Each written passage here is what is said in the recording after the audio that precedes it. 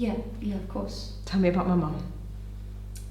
We lived on the same street. I was just married. My wife Louisa got pregnant quite quickly, and I'd see your mum out the back window. I was no angel in those days. So you had an affair? Of sorts. But you were married. She got pregnant, but your wife was pregnant too. I'm not proud of this, but the day that she went into labour with Charlotte, I was with your mother. So you've kept this a secret for almost 30 years. Had to. You just shagged her and left her to bring up a baby 2 doors down without telling anyone. No, we moved. Oh, that's all right then. If you moved, out of sight, out of mind. It wasn't like that. Your mum was complicit. She agreed that this was the best course of action. Did she? She did. It wasn't like you'd miss out because your mum had enough love for 2 parents. Bullshit! Bullshit! Of course I missed out.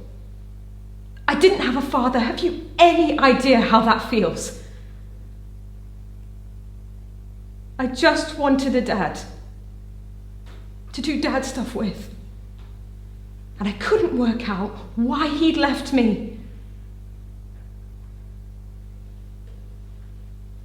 Dads don't leave, do they?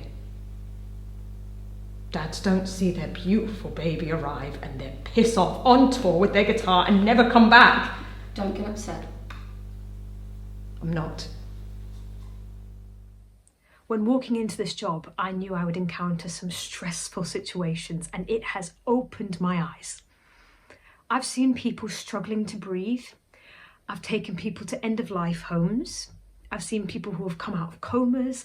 I've seen people who have just been diagnosed with cancer. And I've also seen parents who have lost their own children.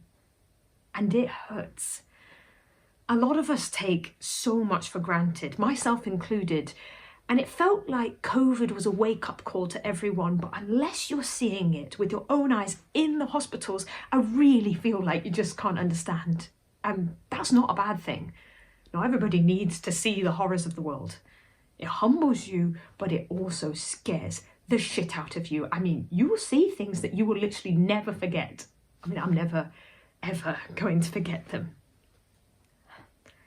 I salute anyone that works in hospitals. Anyone, especially during COVID. I saw the bruises on people's faces from PPE. They are so real.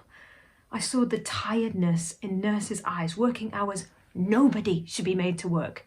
It was like we were living in a parallel universe where every day is a risk and we feel hard done by. In my previous base, I was earning 19.5 thousand in London pre-tax to transport COVID patients basically all day. And when the lockdown was lifted slightly, what bonus did we get? A £50 voucher. 50 quid. Well, it got me a few takeaways and a book I didn't end up liking at all. That doesn't add up to me. I'm sure it doesn't add up to you either, but I'll tell you why people stay in this job. It is for the amazing patients whom we meet.